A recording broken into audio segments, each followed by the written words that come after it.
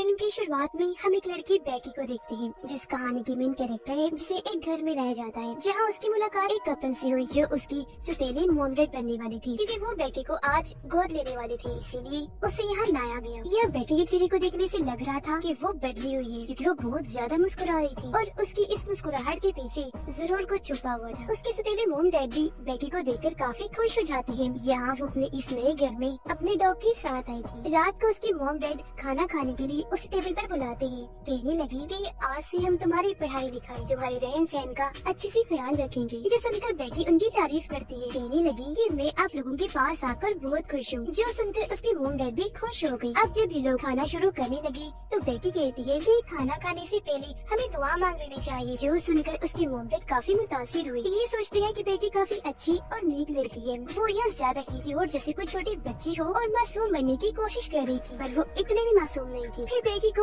एक कमरा दिया जाता है जहाँ वो आराम से सो सके। उसकी मॉम जब उसे गुड नाइट बोलकर सोने के लिए जा रही थी तो उन्हें वो मॉम कहकर बुलाती है। जो सुनकर उसकी मॉम को इतना अच्छा लगा कि खुश होते हुए वो वहाँ से चली गई। जिनके जाने के बाद वो अपने असली रूप में आ गई। उसके चेहरे की मुस्कुराहट झट से बदली और वो एकदम सीरियस हो गई। जिसके बाद वो अपने डॉग को लेकर यहाँ से भाग जाती है और फिर ऐसे ही वो बहुत सारे अलग अलग घरों में गोद ली गई और ऐसे ही भागती गई, क्योंकि उसे आदत थी ऐसे उल्टे सीधे काम करने की। फिर एक दिन उसकी मुलाकात एक बूढ़ी औरत से हुई, जिसकी बैकी से दोस्ती हो गई और वो अब उसके घर रहना शुरू कर देती है, क्योंकि वो औरत उसे गोद ले चुकी थी। जिसके बाद उसने एक होटल में काम करना शुरू कर दिया। यह बैकी हमें बताती है कि एक दिन कुछ नाजी टेररिस्ट यानी दहशत गर्दों के ग्रुप ने मेरे घर पर हमला करके मेरे मॉम डैड को मार डाला, क्योंकि वो लोग एक खुफिया चाबी की तलाश कर रही थी। वो चाबी हमारे घर में छुपी हुई थी जो अब मेरे पास थी। तो मेरे मॉम डैड को मारने के बाद उन्होंने मुझे भी कैद कर लिया, लेकिन फिर मैंने उनको मार डाला और मैं उनकी कैद से भाग गई। फिर दिखाया गया कि बैकी आज भी लड़ने के लिए तैयार है। वो जंगल में जाकर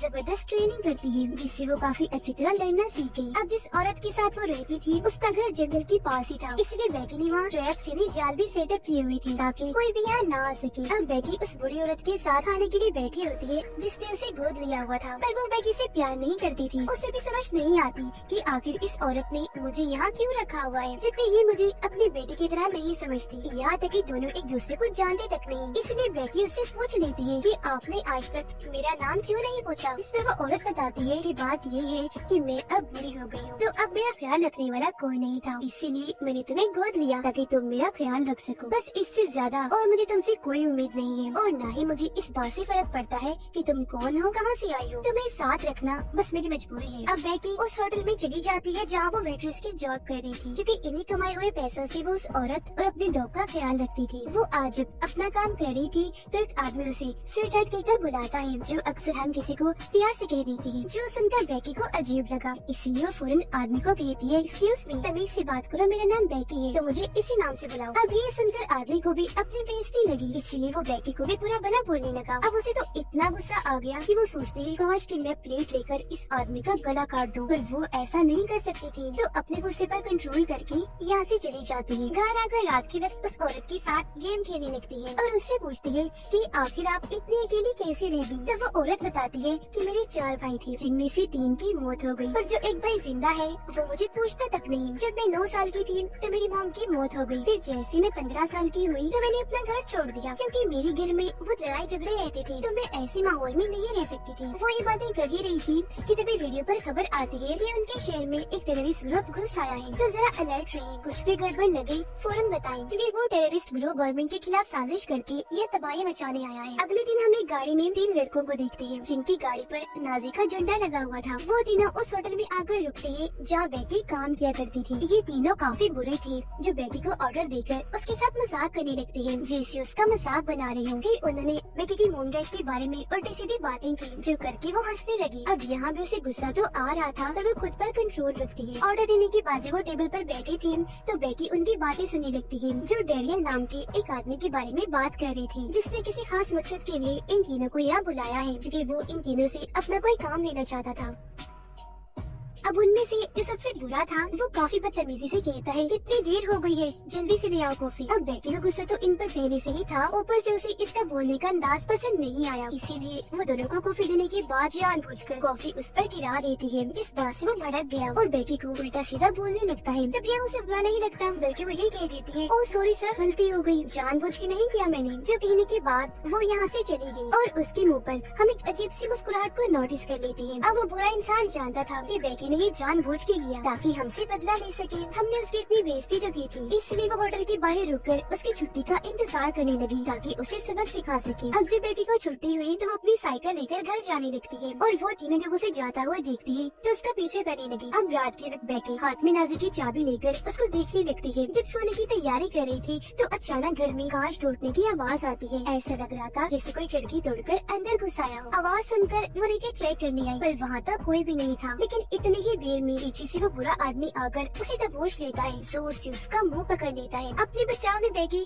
पीछे की तरफ अपना सर मारती है जो उस आदमी की नाक पर लगा, जिससे उसका खून बहने लगता है। फिर दूसरा लड़का उस पर गन तान के कहता है कि शांत खड़ी रहो, कोई होशियारी करने की जरूरत नहीं है। ये देखकर बेकी का डॉग उस पर हमला करने के लिए आगे आया, लेकिन वो उसे बेसबॉल बैट से मार कर बेहोश कर देता है। जिसके बाद वो बेकी पर गन तान कर उसे परेशान करने लगते हैं, कहती है कि आज अपना बदला लेकर ही जाएंगी। पर तभी पीछे से वो बूढ़ी औरत गन लेकर आ गई जो उन पर तान कर कहती है कि अपने गन नीचे रखो और मेरा घर छोड़ो, दफा हो जाओ यहाँ से। ये सुनकर वो लड़का गन नीचे रख देता है, लेकिन जो सबसे बुरा आदमी था उसे बहुत गुस्सा था, इसीलिए वो गन उठाकर बूढ़ी औरत को शूट करके जान से मार डालता है। ये देखकर बेकी काफी घबरा गई, जोर से चिल्लाने लगती है और उन लोगों पर हमला करने के लिए फौरन उठी, लेकिन वो बुरा आदमी उसे थप्पड़ मारकर साइड में धक्का देता है। बेकी एक जगह पर टकराई और नीचे गिरकर बेहोश हो जाती है। अगली सुबह जब उसकी आँख खुली तो वो बूढ़ी औरत को मरा हुआ देखकर काफी दुखी हो जाती है, क्योंकि वो एक अच्छी औरत थी जिसने इतने अरसे से बेकी को अपने घर में रखा हुआ था। यहाँ बेकी को अपने डैड का ख्याल आया कि वो भी मेरा ऐसे ख्याल रखती थी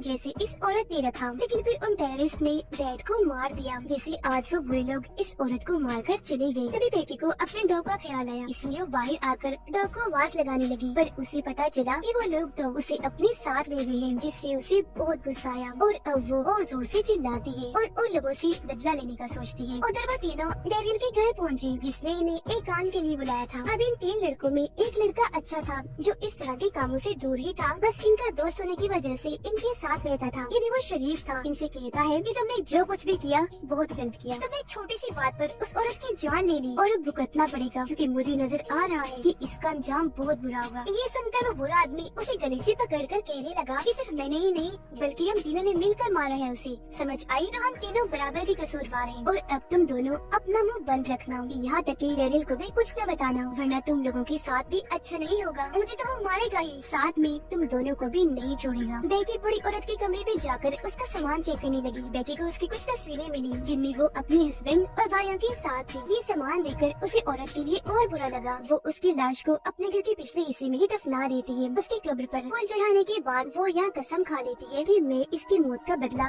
अब लेकर ही रहूंगी। वो अपने कुछ ट्रैप्स इन्हें जाल तैयार करती है उन बुरे लोगों को उसमें फंसाने के लिए, ताकि वो उन्हें सबक सिखा सके। जिसके बाद लाल रंग के कपड़े पहन लेती है क्योंकि ये उसका पसंदीदा रंग था और दोबारा से अपनी प्रैक्टिस करने लगती है। वो यहाँ डैरियल के बारे में सर्च करती है कि वो कहाँ रहता है, क्योंकि वो तीनों डैरियल के बारे में ही बात कर रही थी। जहाँ उसे पता चला कि शहर में डैरियल नाम के बस 2 ही लोग रहते हैं, इसीलिए पहले वाले के पास जाती है जहाँ उसे एक बूढ़ी औरत मिली। बेकी उससे पूछती है कि आपका नाम डैरियल है, जिस पर वो जवाब देती है कि हाँ मैं डैरियल ही हूँ, बट तुम्हें क्या काम है मुझसे? बेकी पूछती है कि आपसे 3 लोग मिलने आए हैं, जिस पर वो कहती है कि नहीं 3 लोग तो क्या, मुझसे तो कभी एक इंसान मिलने तक नहीं आया, मैं यहाँ बिल्कुल अकेली रहती हूँ। ये सुनकर बेकी समझ जाती है तो फिर जरूर वो दूसरा डैरियल होगा।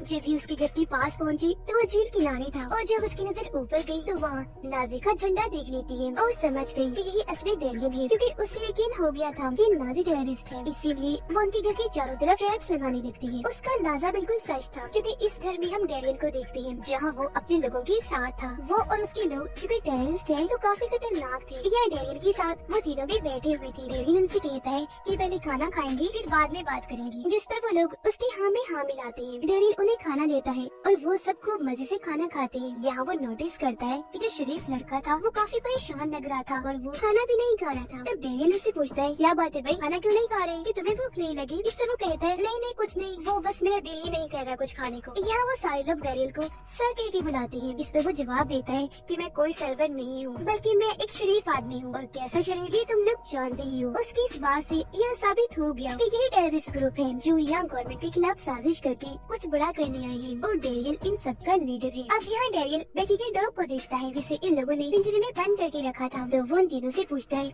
कि इस डॉग को यहाँ क्यों लाई हो, क्या कहानी है इसकी। इसमें वो बुरा आदमी बताता है कि ये डॉग एक लड़की का है, जिससे बदला लेने के लिए हम उसके डॉग को यहाँ ले आए हैं ताकि उसे सबक सिखा सके कि उसे हम लोगों से नहीं उलझना चाहिए था। अब बेकी इनके घर के पास आ गई थी, जो छुपकर इनकी बातें बड़े गौर से सुन रही होती है। वो भी पिछले रास्ते से जाकर एक कमरे के पास आ गई, जिसकी खिड़की खोलकर वो अंदर दाखिल हो जाती है। टेबल पर पड़ी वो बहुत सारी फाइल्स को देखती है, जिन्हें देखकर उसके होश उड़ जाते हैं, क्योंकि उसे पता चल गया था कि ये टेररिस्ट ग्रुप यहाँ पर धमाके करने आए हैं। तो वो उन फाइल्स की तस्वीरें बनाकर और भी छानबीन करने लगती है। अब शरीफ लड़का जब वॉशरूम में जा रहा था तो डेरियल भी उसके पीछे जाने लगता है। एक जगह रोकर उसे कहता है कि मैं जानता हूँ तुम लोग मुझसे कुछ छुपा रहे हो, इसीलिए अब मुझे सच बताओ कि तुम लोगों के साथ क्या हुआ और तुमने ऐसा क्या किया जो तुम मुझसे छुपा रहे हो। इस पर वो फिर से मना कर देता है कि नहीं कुछ भी नहीं है ऐसा वैसा। इसके बाद डेरियल उसे अपने साथ कमरे में ले जाने लगा, और क्योंकि बेकी उसे कमरे में थी इसलिए उनकी आने की आवाज सुनकर जल्दी से बेड के नीचे छुप जाती है। डेरियल उसे वो फाइल सिखाकर अपना प्लान बताता है। फिर लैपटॉप में एक पेन ड्राइव लगाकर उसे खुफिया जानकारी देता है कि हमें ऊपर से ये ऑर्डर्स मिली है कि इस जानकारी को शेयर के हर हिस्से में फैलाकर दहशत पैदा करो, जिसके बाद हम उन सब जगहों पर धमाके कर देंगे। अब बेटी उनकी ये सारी बातें सुनकर काफी हैरान हो रही थी। फिर उनके जाने के बाद वो खुद लैपटॉप पर बैठकर पेन ड्राइव के अंदर की इन्फॉर्मेशन को देख लेती है और उसे इनके प्लान के बारे में और अच्छे से पता चल जाता है, जिसके बाद वो पेन ड्राइव को ही चुरा कर यहाँ से भाग जाती है, क्योंकि ये उसके काम आ सकता था। यहाँ से वो सीधा उनकी शेड में गई, जहाँ उसे बहुत सारे हथियार और अलग अलग किस्म की औजार मिलती हैं, जिन सबको वो अपने पास रख लेती है अपनी हिफाजत के लिए। इन चीजों में बहुत सारे गन्स और बॉम्ब्स भी शामिल थे। जो सब लेने के बाद बेकी वहाँ से निकल गई। बाहर आने के बाद वो उनके दरवाजे की बेल बजाती है। डेरियल जब चेक करने बाहर आया तो वहाँ कोई भी नहीं था, लेकिन जब वो अंदर आने लगा तो उसे अपने पैर के पास फोन पड़ा हुआ मिला। उसने जैसे फोन हाथ में लिया उस पर बेकी की कॉल आ जाती है और फोन पर भी बेकी का नाम लिखा हुआ था, जो देखकर डेरियल काफी हैरान रह गया। अंदर आकर उन सबसे पूछता है कि बेकी कौन है, क्या सीन है इसका। तब वो लोग यहाँ बता देते हैं कि असल में बेकी वही लड़की है जो हमसे पंगा ले रही है, उलझ रही है हमसे। फिर डेरियल फोन उठाता है और उससे बात करके पूछता है कि आखिर अब तुम क्या चाहती हो। इस पर वो कहती है कुछ खास नहीं, और हाँ तुम्हारा पेन ड्राइव मेरे पास है, अगर तुम्हें वो वापस चाहिए तो चुपचाप मेरे डॉग को मेरे हवाले कर दो। ये सुनकर डेरियल काफी हैरान रह गया कि पेन ड्राइव उसके पास कैसे गया। दिमाग लगाकर वो ये अंदाजा लगाता है कि जरूर वो चुरा कर ले गई होगी, और क्योंकि वो घर के अंदर आई थी तो घर के आसपास ही होगी। पर पेन ड्राइव उसके पास होना बहुत बड़ा मसला खड़ा कर सकता था। इस पर वो बुरा इंसान डेरियल को कहता है कि आप फिक्र न करो, वो आस पास ही होगी, तो मैं बाहर जाकर उससे बात करता हूँ। वो जब बाहर आया तो उसे बेकी दिख गई, जिसका वो पीछे करने लगता है। फिर उसके पीछे से गन तान कर कहता है कि तुम जानती नहीं हम कौन लोग हैं और तुम किन लोगों से उलझ रही हो। ये कहकर वो जैसे एक कदम आगे बढ़ाता है, बेकी के ट्रैप में फंसकर सीधा एक गड्ढे में जाकर गिरता है। उसकी गन बाहर ही रह गई, जिसे उठाकर वो उसकी तरफ ही तान देती है। अब वो किसी तरह उसके पास पहुंचकर टेप से उसका मुंह बांध देती है और टेप के जरिए ही मुंह में बॉम्ब चिपका देती है। बॉम्ब की पिन को धागे से बांधकर वो लोगों के दरवाजे से बांध देती है। इसके बाद उसने दरवाजा खटखटाया, जिस वजह से डेरियल बाहर आया। अब जैसे दरवाजा खुला, धागा खींचने से बॉम्ब की पिन निकल गई, जिससे उस बुरे आदमी का सर बॉम्ब के साथ वहीं फट गया और ऐसे उसकी इतनी बुरी मौत हो जाती है। ये देखकर डेरियल और उसके साथी काफी हैरान रह जाते हैं, क्योंकि समझ गई थी कि बेकी कोई आम लड़की नहीं है, बल्कि बहुत ही खतरनाक है और उसके इरादे उससे भी ज्यादा खतरनाक। उसके पास मास्टरमाइंड है और अपने दिमाग का ऐसे इस्तेमाल करके इस तरह उसने उनके साथी को मार दिया। अब जाहिर है वो इनके लिए भी खतरा थी, तो ये लोग समझ जाते हैं कि अब उसका जिंदा रहना ठीक नहीं। पर इस वजह से डेरियल को गुस्सा आ गया। वो बचे हुए दोनों लोगों पर गन तान के पूछता है कि अब मुझे सच सच बताओ कि तुम लोगों ने और क्या क्या किया कि वो लड़की बदला लेने के लिए यहाँ तक आ गई, जो हमारे सरों पर मौत की तरह मंडला रही है। इस पर वो शरीफ लड़का यहाँ सारी बात सच सच बता ही देता है। कहने लगा कि मेरे इन दो साथियों ने बूढ़ी औरत को मार दिया, जो शायद बेकी की दादी थी, इसीलिए वो यहाँ आई उनकी मौत का बदला लेने के लिए। आगे वो कहता है कि अब मैं यहाँ से बाहर जा रहा हूँ ताकि सारी बात पुलिस को बता दूँ, क्योंकि जो इन्होंने उस बूढ़ी औरत के साथ किया सच में बहुत गलत था। हालांकि वो सारे लोग उसे ऐसा करने से मना कर रहे थे, पर वो किसी की भी सुनने को तैयार नहीं था। ये देखकर डैरियल का दिमाग खराब हो गया, इसीलिए उसके पास जाकर उसका सर मरोड़ देता है, जिससे उसकी गर्दन की हड्डी टूट गई और वहीं उसकी मौत हो जाती है। अब बैगी दोबारा डैरियल को कॉल करती है, कहने लगी कि तुम्हें समझ नहीं आ रही, पेन ड्राइव चाहिए तो मेरा डॉग वापस दे दो। ये सुनकर डैरियल के एक आदमी को बहुत गुस्सा आ गया, इसलिए वो बाहर जाकर जोर जोर से कहने लगा कि बैगी तुम जहाँ कहीं भी हो सुन लो मेरी बात, तुम्हारी मौत पक्की है, मैं तुम्हें छोड़ने वाला नहीं हूँ। अब दूर बैठी बैगी उसे देख रही थी, उसने हाथ में तीर पकड़ा हुआ था, जिससे वो सीधा उस आदमी पर वार कर देती है, जो तीर उस आदमी के मुंह पे आर पार हो जाता है। उसकी मौत तो नहीं होती, पर ऐसा होने से उसे काफी तकलीफ होने लगी, इसलिए वो जल्दी से अंदर आ जाता है। डैरियल उसका तीर निकालता है और उसका बहुत सारा खून निकलने लगा, इस वजह से उस आदमी को बहुत गुस्सा आने लगता है। डैरियल उसे समझाता है कि तुम परेशान ना हो, उसे मैं पकड़ लूंगा, लेकिन वो उसकी एक नहीं सुनता और बैगी से बदला लेने के लिए बाहर निकल जाता है। बैगी जानबूझकर उसके सामने आ गई, उसे देखकर वो उसके पीछे भागने लगा, वो भी भागी और उसे अपने पीछे शर्ट में ले जाती है। अंदर डैरियल बचे हुए तीसरे बुरे लड़के को पकड़कर उस पर गुस्सा करने लगा, कहता है कि ये सब कुछ तुम लोगों की वजह से हुआ, तो तुम यहाँ अंदर क्या कर रहे हो, तुम भी जाओ बाहर और कैसे भी करके बैगी को ढूंढ कर लाओ। अब वो बाहर आ तो जाता है, पर गाड़ी लेकर यहाँ से भाग गया, क्योंकि उसे इस मसले में पड़ना ही नहीं था। डैरियल का जो आदमी शर्ट में बैगी के पीछे गया था, वो उसे पकड़ लेता है और बुरी तरह उसे मारने लगा, लेकिन बैगी नीचे से उसकी तरफ धुएं वाला बॉम्ब फेंक देती है, जिस वजह से उसे खांसी होने लगी। उसका दम इतना घुटा कि वो बाहर आ जाता है, तब बैगी भी उसके पीछे बाहर आ गई। बूढ़ा आदमी माफी मांगने लगा कि मुझे माफ कर दो, मेरी फैमिली है, छोटे छोटे बच्चे हैं। अब यहाँ एक टाइम पर बैगी उसे छोड़ने के लिए मान गई, लेकिन जब उसे याद आया कि ये तो नाजी है जिन्होंने मेरी फैमिली को नहीं बख्शा था, मेरे मॉम डैड को मार दिया, तो आज इसकी फैमिली के लिए मुझे भी इस पर तरस खाना नहीं चाहिए। जो सोचकर वो खंजर से उस आदमी पर हमला करती है और बार बार उस पर वार करके कई टुकड़े कर देती है और ऐसे उसकी बहुत भयानक मौत हो जाती है। उसका सारा खून बैगी के ऊपर गिरा और वो पूरे खून से लथपथ हो गई। उसे मारकर वो खुश हो ही रही थी कि तभी सामने से उसे एक इंजेक्शन आकर लग जाता है, जिससे वो बेहोश हो गई। जब उसकी आंखें खुली तो वो खुद को कुर्सी से बंधा हुआ पाती है, जिसके सामने डैरियल बैठा था। वो उसे कहता है तुम जानती नहीं हम कौन हैं, तुमने गलत इंसान से पंगा ले लिया है। जो कहकर वो बैगी को उसका सारा सामान दिखाता है जो वो तैयारी करके आई थी और कहता है कि अगर तुम बता दो कि पेन ड्राइव कहाँ है तो मैं तुम्हें और तुम्हारे डॉग को छोड़ दूंगा। इस पर बैगी कहती है कि नहीं बताऊंगी, तुम एक टेररिस्ट हो तो मैं तुम्हारी मदद क्यों करूँ। इतनी ही देर में यह डैरियल नाम की वही बूढ़ी औरत आ जाती है, जिसके घर में बैगी सबसे पहले गई थी। उसे देख उसे काफी हैरानी हुई, क्योंकि बैगी को लगा था कि वो एक शरीफ औरत होगी, पर यह वो भी इनके साथ मिली हुई है। यहाँ वो बूढ़ी औरत बैगी को बताती है कि असल में ये डैरियल मेरा बेटा है, इसलिए मैंने इसका नाम अपने नाम पर रखा। हम दोनों माँ बेटे का एक ही नाम है, डैरियल। जिसके बाद वो बैगी के डॉग को बाहर निकाल कर उसे मारने की धमकी देती है और कहती है कि अगर इसे बचाना चाहती हो तो चुपचाप पेन ड्राइव को हमारे हवाले कर दो। अब अपने डॉग के लिए बैगी उन्हें पेन ड्राइव देने के लिए तैयार हो गई, लेकिन वो ये नहीं जानते थे कि ये बैगी है। उसके इतनी जल्दी मान जाने के पीछे भी कोई राज छुपा है, लेकिन क्योंकि वो राजी हो गई थी इसलिए दोनों माँ बेटा खुश होने लगी थी। पर हमें यहाँ पता चला कि इस दौरान बैगी ने खुद को रस्सी से आजाद कर लिया है। इस बात का पता चलते ही डैरियल उसके पास आने लगा, पर वो उसे टांग मारकर दूर गिरा देती है। अब जब डैरियल दोबारा उसके पास आने लगा तो बैगी जल्दी से स्प्रे उठाकर उसकी आंखों में कर देती है, जिससे डैरियल को जलन होने लगी। तो वो जल्दी से वॉशरूम में आकर अपनी आंखें धोने लगता है। डैरियल की मोम बाहर बैगी पर गन तान कर उसे जान से मारने की धमकी देती है, पर उससे पहले ही बैगी तो उसे चाकू उसकी तरफ फेंक के मारती है, जो सीधा उसकी माथे पर आकर लग जाता है और वहीं पर उसकी मौत हो गई। इसके बाद बैगी जल्दी से यहाँ से भाग गई। अब जब डैरियल बाहर आया तो अपनी मम को मरा हुआ देखकर उसे बहुत बुरा लगा। उसे बैगी पर गुस्सा आ जाता है, तो वो जल्दी से बाहर आकर उसके पीछे भागने लगता है और बार बार गन से उसे शूट कर रहा था। पर एक जगह पर आकर बैगी रुक जाती है, क्योंकि वो कुछ सोच रही थी। डैरियल उसे कहता है बस अब तुम्हारा खेल खत्म, बचकर कहाँ जाओगी, मैं अभी यहीं पर तुझे मार डालूंगा। ये कहकर वो जैसे कदम आगे बढ़ाता है तो उसका पैर एक ट्रैप में फंस गया, जिससे उसे इतनी दर्द हुई